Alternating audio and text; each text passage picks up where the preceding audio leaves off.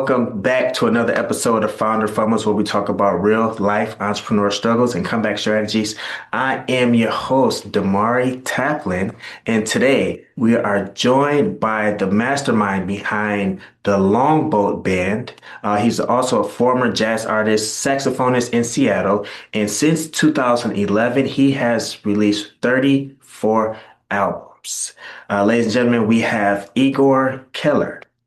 Hi, everybody. Did I say that right? It's Igor, right? Yep, sure is. Okay. Ukrainian Igor, not Russian Igor. Okay. So where are you from? And where do you live now? I am from Seattle, and I live between Seattle and London. Two-thirds of the time in Seattle, one-third of the time in London. Okay. Oh no, that's cool. You got what do you do outside of music? That's what I want to ask. I, I, music takes most of my time, most of my day, most of my energy. But outside of that, I really enjoy doing things with my wife, who is a wonderful person, and likes she. We've recently gotten into roller skating, which is really nice. I haven't done it since grade school, and at first, when you get up on the skates, you just think you're going to immediately die. But somehow, if you keep yourself going, you will probably not wipe out. It's a wonderful experience. And yeah, also I like especially when I'm in London. I very much like exploring that city. There's not quite as much history in Seattle, but there is profound natural beauty. Okay. So when it comes to roller skating, do you just skate regular and try not to fall, or do you got some tricks up your sleeve? Oh, I have no tricks at all. It's like when I used to ride the skateboard. My only trick was staying on, and my only trick in roller skating is staying up and not and not crashing to the floor. So let me ask you a question. So you released 34 albums. Yes. Well, tell us about your newest album. The newest album is coming out in the middle of April. It's called Album 35. It may seem like it has a generic title, but that's actually um, uh, what happened is when in back in the early days, I was writing songs in twos and threes that needed string arrangements, but I was kind of financially strapped, and I couldn't just pay for the string sessions um, for two or three songs. So I decided to consolidate all of them. Every seventh album, I would have I would have string arrangements along with my uh, tracks What do you, that what I do you, was recording. what do you mean by string arrangements? What? Violins, violas, cellos. Okay, So a so small string orchestra. okay, got you. What would you say is your favorite instrument? My favorite instrument was and still is the tenor saxophone. Mhm. And yeah, and my favorite jazz players are tenor saxophone players. And I wish Seattle has no jazz scene anymore. So it's uh, I haven't played the tenor in a long time. I played soprano on a recent album, on the one that was just released in January. I play soprano sax on that, and Seattle doesn't have a jazz community anymore. They don't. um, it there are jazz players. There just aren't very many jazz venues. Mm. It was like at a certain point, every cafe and bar owner figured out that they could play kind of Blue by Miles Davis and not pay a band. And so, I mean, it was an economic necessity, and I understand that. Jazz money basically costs money. Yes, yes. Okay, got and you. and they also discovered that if you stick a sign out front saying live jazz, that it's not necessarily a draw to people, at least not anymore. That's interesting. So these days you have to mix jazz music with like a cigar or cigar lounge or something like that, right? Yep. Yeah. Well, as a musician, let me ask you a question. As a musician, since what cool things are you doing to like make money, or you know what I mean? Like, is it like, do you just you go out of your tip jar? Do you have like a tip function on your website or something? Like, how can people? What do you do? No, to be quite honest with you, I I am not making very much money at this at all. I do this because I love to do it, and I'm hoping that. I mean, it seems weird that I've uh, I've made 34 albums, and I still have not. Uh, I still haven't ignited an ardent following, but I'm not really concerned with that because I'm making the music that I want to, and I always figured that the following is going to come later. And the thing is this is something that I very much love to do. I love the writing process. I love the recording process. I love the mastering process. It's just that what happens after that is a little bit frustrating and it kind of it's a bit disappointing too. But the thing is that music is recorded. That music is there. It's out in the universe, and maybe it's ahead of its time. Maybe it's behind its time, but Don't it will have its time. don't downplay your music, man, because let me tell you something. I know people with podcasts Mm-hmm. who's released over 200 episodes and still have not made a dollar. Mm-hmm. It's Mm-hmm. people that's out there, but one thing we have to understand as entrepreneurs is like we have to learn how to build systems.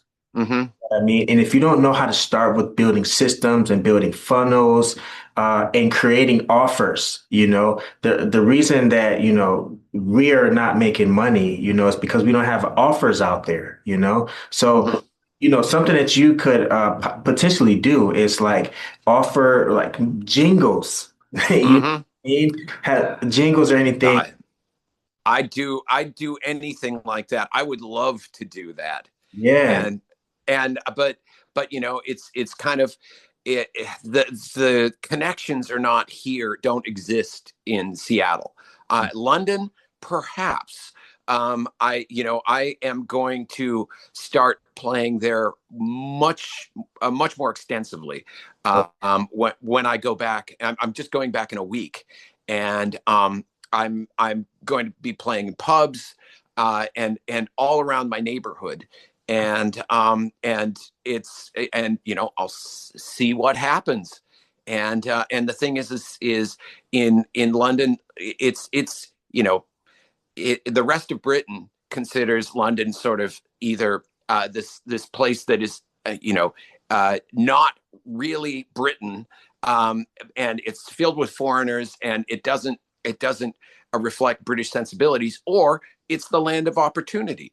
I Right. mean, if you're an actor, it's perfectly understandable to go and go to London and try to make your career.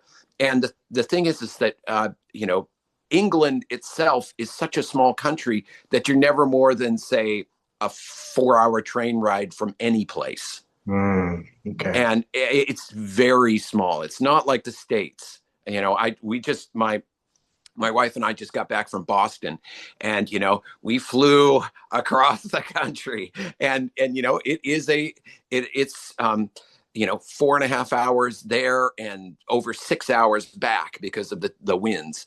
Right. And quite a journey for us to go see her parents. And but Boston is a wonderful city. It's a wonderful historic city. So let me ask you a question.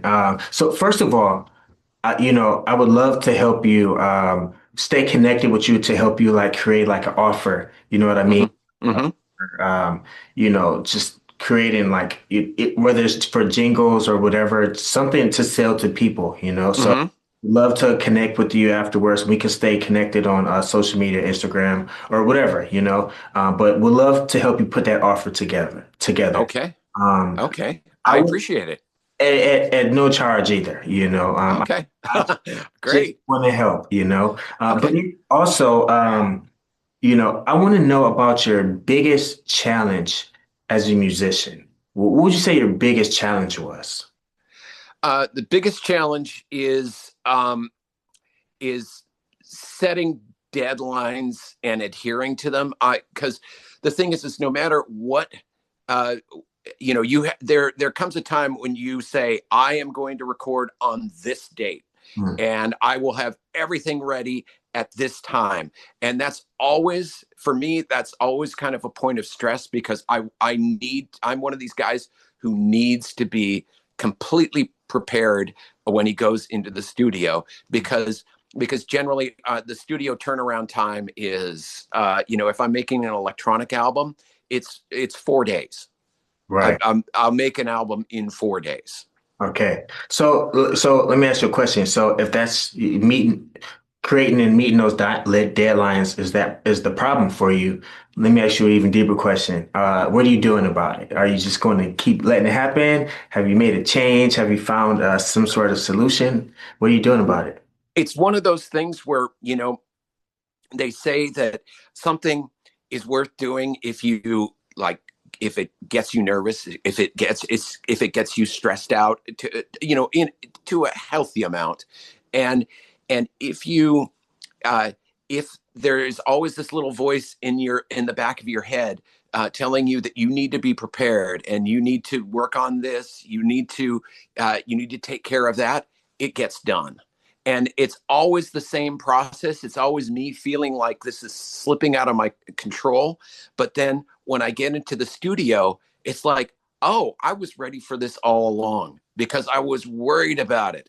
Mm. But the thing is my experience with worry, if it's not productive, then it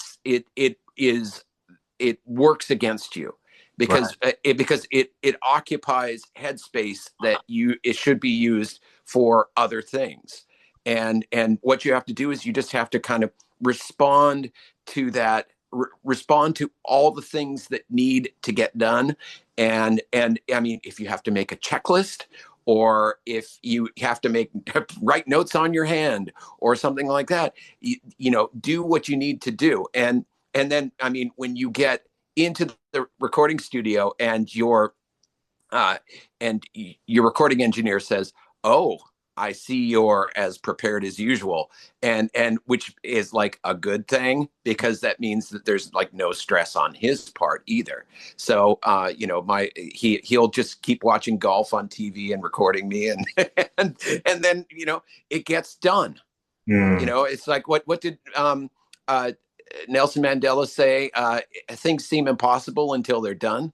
Hmm. And it's like I've recorded 34 albums, but uh, the next album that I record, it seems like writing it will be impossible. That rehearsing it, getting it under my fingers into my brain would be impossible, and that singing through it would be impossible. But somehow it's gotten done 34 times and soon to be 35. Right. Okay. No, I completely understand all of that. So let me ask you a question. Do you have like a accountability partner, like someone that reach out to you on a regular basis, saying like, "Hey, did you complete this?" Or someone that you have to do it because you know they're going to judge you if you don't do it, anything like that? Do you have an accountability partner? I don't. Mm. It's me. It's me and me alone. And I make myself accountable. I take care of all the preparation. And when I'm working with live musicians, I'm the band leader. So I get them their music. I get them I tell them how I would like the song played. And since they're professionals, they come in and they come in sounding exactly like I want them to. And if they don't, I just tell them. And there are no hurt egos. There are good ways of communicating, being the guy in charge and communicating with musicians that don't hurt anyone's feelings. It's like, could we try for a looser feel here? Or could we drive this more? It's not in the demo, but I think that it probably work better. And everybody's like, yeah, yeah, okay. And the bad band leader, the insecure guy, would be like, none of this is working, you guys are ruining my music. And that's the worst way to communicate with musicians ever. I've never done that. I never will. No, I get exactly what you're saying that because that tends to be a lot of case and not with just music either. You know, Yeah. it's just Yeah. those different type of people. Mhm. But just to I have just some questions related to music on the business side of things. What would you say is like one skill that you lack or need help with that would take your music to the next level? Oh, that's very easy. I am inept at social media, and it's just because there are only so many hours in the day, and I would much rather spend them either writing or playing music than being on social media. Not to say that it has no value. It's just that it's has to do with one's comfort zone. No, If you're I know what you mean because just social media is like a job these days. It's not for fun anymore. It's like if either you use social media or social media uses you, you know? Mhm. Yeah. Some people just stay away from it completely, you know what I mean? But Hmm. it's like if you have a business, then you have to use social media or your business doesn't do what you need to do because people don't know about you. So it's like you have to do it. So now that you get on there, you have this feeling like, oh, am I doing it just for fun? And you feel bad because you're not using it like you need to use it. So Hmm. you rather just delegate it to somebody else, right? Yes, yes, and that's kind of what I'm doing right now. Mhm. And they're telling me make short piano videos, and so that's what I was doing the last time I was in London. So, And quick and question. This is probably going to help a lot. Do you have a keyboard or a piano on you right now? not no, I actually don't. What a- I have the I have instrument. Well, I have one, but it's connected to the computer, so you can't. It's not an acoustic instrument. I only hear through headphones. The one that I have in London is a full on digital piano, Yeah. and but unfortunately, that's 8 time zones away right now. Hey, that would have been nice if we could have got a quick sample from you or something. That would have I been. would have. I would love to play that. Unfortunately, in an apartment in Seattle, an acoustic piano is not appreciated by the Yeah. neighbors. I know what you mean. So let me ask you a question. Do you have a 9 to 5 job on top of this? I don't. I spend my time. I spend my days writing music exclusively and playing.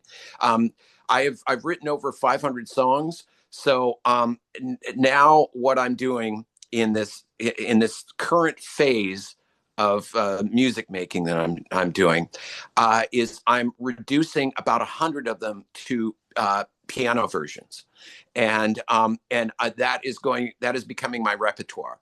And Yeah. so, yeah, no lyric sheets, no chord charts or anything like that. It's all going in my head, Yeah. um, and I'm making everything so that it's performance ready at the drop of a hat. And doing making up set lists. And in London, I just kind of go around to the pubs that have pianos and ask them nicely if I can play their piano, and just kind of play for half an hour or so. And generally, if we'll have the cooks come out of the kitchen and ask me, it's like, what was that song? And it's like, oh, that was mine. That's I it's all original songs. Do you like it? And then I just give them my information, and they go and stream the album. And it's kind of a one-on-one promotion of Yeah. myself. So, have you ever like lost motivation doing this? Only briefly, and it generally has to do with releasing an album and having very, very high hopes for it and then having it Yeah. not do as well. And but the thing is I've kind of gotten over that. I now, I treasure the writing, I treasure the recording, I treasure the whole process. And then when it gets released to the universe, I'm generally on to another project. Okay. No, no, that's great. So, you know, you pretty much have you ever like questioned your purpose doing Um, this? Always. Always? Yes, yes. I mean, because no matter what you do, there is always going to be somebody who's better than you and more successful. Uh, and sometimes, and maybe that's not the right question to ask. It's like, well, this guy is huge on social media, and why is that? And I'm just this lowly peasant, scuttling around the undergrowth, social media undergrowth, and but no, it's there will always be somebody who is better than you, or who is more popular. And the thing is you just have to live with it. But there is always a time when you question your existence. Yeah. Well, Mhm. like you said, there's always sometime someone that's better than you is always going to be there. But let me tell you something that I know, and I'm pretty sure you know this too. It's this world is abundant, and Mhm. there's enough abundance for everybody, you know? Oh, So sure. yeah, so what you want is exactly out there. And all you got to do is ask for it, ask God, ask the Hmm. universe, wherever you believe in. But if we don't ask for it, we don't get it, And Hmm. that's why we got to create you an offer, Okay. we got to get you whatever we want to. I think we need to. And another thing I want to do with you, I want to have another session, a quick session when you have your instrument. And I want Okay. you to play something for me, and then I can share it and we can collaborate. Okay. You Yeah. betcha. I would be happy to do that. I'm going to be in London, in a week. Yeah, and let me tell you something. You might feel, a little bit like inexperienced with, the money side of things or whatever. But let me tell you, your passion behind what you're doing, is beautiful. Oh, no, I thank you. Yeah, you can tell that you love what you're doing, that you're great at it, that the fact that you can do it this long without making money shows is what you were born to do. You were Hmm. in this universe to do exactly what you're doing. But you need somebody to help you put a package together so that you can sell it in some kind of way. Like even if you just start making a little money, I'm it'd be so great. And I want to help you with that, because I probably can't show you how to make millions yet. I But I can, yeah, but I can show. don't think that's ever going to happen, but Don't I, say that. Don't say that because it really could. It could as long if you put the right offer and the right funnel in place, um, hmm. and then you get the right inspiration, it can happen. Hmm. So Yeah, I I'm just always ready for that to happen. yeah, I just want to be as some support at the start of that for you in any way possible. Oh, I truly appreciate it. Yeah, yeah. So with that being said, I want to know, do you have like what type of daily routines do you have? Do you wake up and pray as soon as you get out the bed? Do you wake up and do uh, a quick song, quick jingle? uh, That's it. well, what actually how I start my day is I get up at the butt crack at dawn and go and I swim a mile. I go there. There's a gym that's just 2 blocks away, and I hit the pool, and I'm generally done with all of that by 6:30 in the morning. And then I come and have breakfast with my lovely wife. She troops off to work, and then I kind of slowly ease into about 6 hours of practicing piano. And I'm sort of in practice mode now, so I'm not writing a whole lot, but I'm also sort of easing into um, to writing music because I think by the end of this year or the beginning of next year, I am planning on recording about 7 albums. And I recorded 8 last year. And so and I just was, it was such a wonderful experience for all of them. And this is both they were both electronic and all live albums, and then a mixture of both too. And so yeah, 8 albums. And so the last one was released just in January. It's called Absentia, and it's about loss, but it's not this brooding, it's not a brooding meditation on all the things that gone wrong in my life. It's just it's kind of a study on loss in kind of surprising ways, as in loss of freedom, about an animal in the zoo, a loss of hearing, loss of a guy, big oil baron who loses all his money, and a phenomenon that does not exclusively belong to Seattle, but happens here a lot. What happens is they tear down buildings and don't replace them with anything. They're just vacant lots. And that happened in my neighborhood. It was sort of the beating heart of this neighborhood. Tore it all down. The restaurant where I met my wife, gone. And the first jazz club that I played at, that was in the same block, gone. And now if you walk down there, it is a vacant lot. Wow. So that's sad when you see that. You know, the house that I grew up in with my all my cousins and my grandparents, that house and the school across the street from it is just all completely gone now. It's just land as well. Yeah. Isn't that That's sad? yeah, it is. It's sad. It's like all those memories, all those good times and all the, challenging times too. They're Mm. all gone. It's like they Like, didn't happen. just erased. Yeah. Yeah. Yeah. You can't, I mean, they always say you can't go back, but you can, if there's something there that, kind of is a symbol of that, then you can reflect on it. But when you have nothing visual except maybe photographs, Yeah. You can't even it's ride through your old neighborhood, you know? yeah. But so let me ask you a quick question. What tools would you say helped you in your journey as a musician?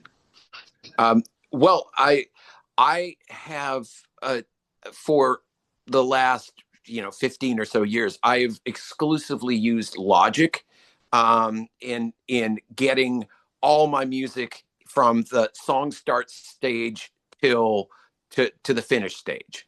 And that's also, that's Logic, is that a website, an app, or what? it's a program in for Apple Macs, Okay. uh, and it's like a souped up version of GarageBand, and I Love depend on it it. for Okay. everything. So let me ask you a question. Are you using AI to help you with anything as a musician? No, no, no, no, no, no, no, no, no, no, no.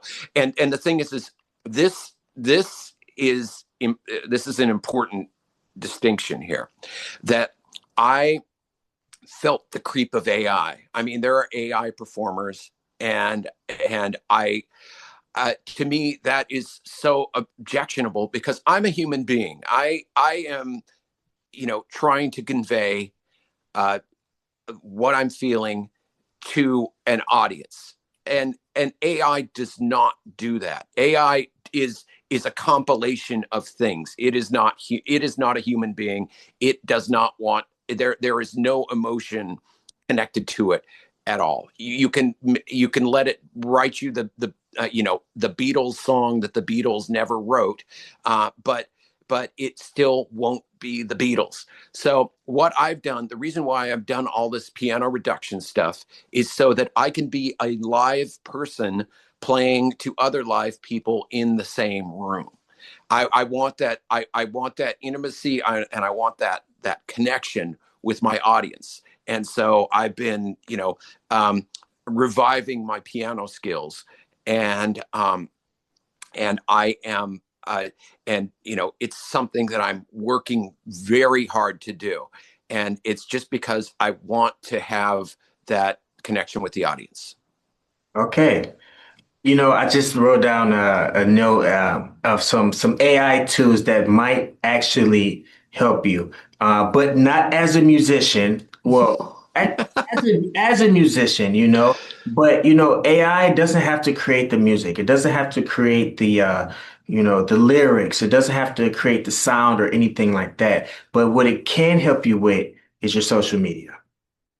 Okay. You can submit a whole thing, video into an AI platform, something that you did online, and Hmm. that one thing, it will create 30 social media posts for you. Hmm. You can just take one and put it on Monday, and you can take two, take another one, put it on Tuesday, and just drag them to different days. And next thing you know, Hmm. you have a whole month that you don't have to post on social media. Ah, It can do okay. It could do that. Okay. That's an AI tool, and it Mm-hmm. doesn't do nothing, but it makes the word for the post, and Mm-hmm. creates the hashtags, and it edits your video for you, and also Oh. puts transcripts. So I don't want you to be afraid of using AI, because people, when they hear it, they think of it as, something replacing a human, Hmm. Um, Hmm. it can also replace, your automated, your manual social media work. Okay. Yeah. Okay. All Yes. right. But yeah, some people have the wrong idea about AI, and I just like to clear it up for some people, because a lot of people just confused about it and really don't know how to use it. Hmm. Um, but anyway, so what does a successful year look like for you, like as a musician? Well, uh, playing in public as much as I possibly can, Mhm. and which will generally means playing in London. And because if you go into a pub in Seattle, there is probably not going to be a piano there. Whereas in London, it's generally a 50-50 chance. And then but also a very slim chance that the piano is going to be in great shape. But you learn how to work with that.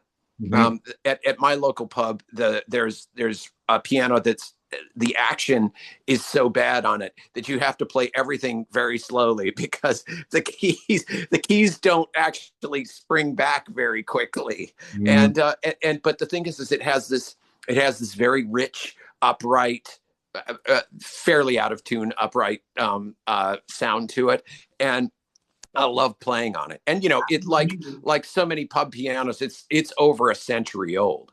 It Exactly. might actually be from the 19th century. Who Exactly. knows? Yeah. That's what I meant. I was thinking, because when you were explaining that keyboard, I was thinking like, oh, it's like the one at my grandmother's house. Yeah. Yeah. Yeah. Yeah. And just the other day, my wife and I were in Rhode Island, playing pinball, and at this big sort of industrial building that had all of these pinball machines. This is in Pawtucket, Rhode Island, and and and then upstairs there was just this piano there, and it sounded fantastic, and I played it for about half an hour, and it was just in the middle of this industrial building, and it was a kind of a wonderful experience. It was something that I was not expecting to do while I was playing pinball with her, and Mm. so it was very, very satisfying. Right, right. Okay. Well, Igor, just want to let you know we're at the last 5 minutes of our meeting of our Okay. so Hmm. I got a couple last questions I wanna ask. Last question is like, do you have anything new, or that we should be that your fans or followers need to be looking out for, that you can Oh, talk about? yes, yes. In the middle of this month, album 35 comes out, and anybody who knows Longboat's music knows that every seventh album it's string arrangements. So, and when I say strings, I mean violins, violas, cellos. Basically, I arrange a small string orchestra to go along with the accompaniment The last two have been all electronics going along with live strings. So it's been a mix of acoustic instruments, the strings, and electronic instruments. And I am actually working on album 42 at the moment because I am going to, I have four more albums to release from that I recorded last year. And at the end of this year and the beginning of next year, I'm planning on recording at least seven albums. And those are going to actually be solo keyboard. A couple are going to be solo keyboard, two for electric piano, and one for piano. And then I'm going to take those keyboard albums and kind of blow them up and make one into an electronic album and one into an ambient album. That is the plan. Okay. And then and so I've got all these things to be excited about. Okay. Well, Igor, just last and final question. With 3 minutes left on the board, I do want to ask, like, where can we find you and your music? So, time to let everybody know where to find you, and we take it off. Okay. Well, on Facebook, Instagram, TikTok, it's all Longboat Music. Just search under Longboat Music and you'll find me. And my website, what the sort of Longboat Central is longboat.band. Okay. And then you can also find me on Bandcamp.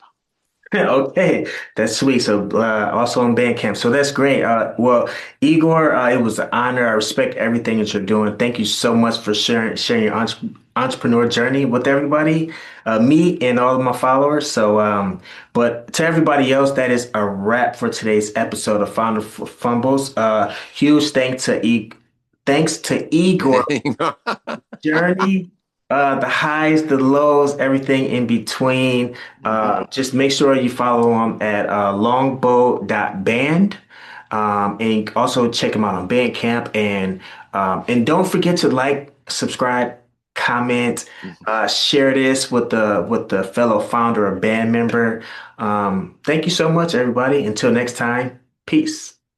Peace.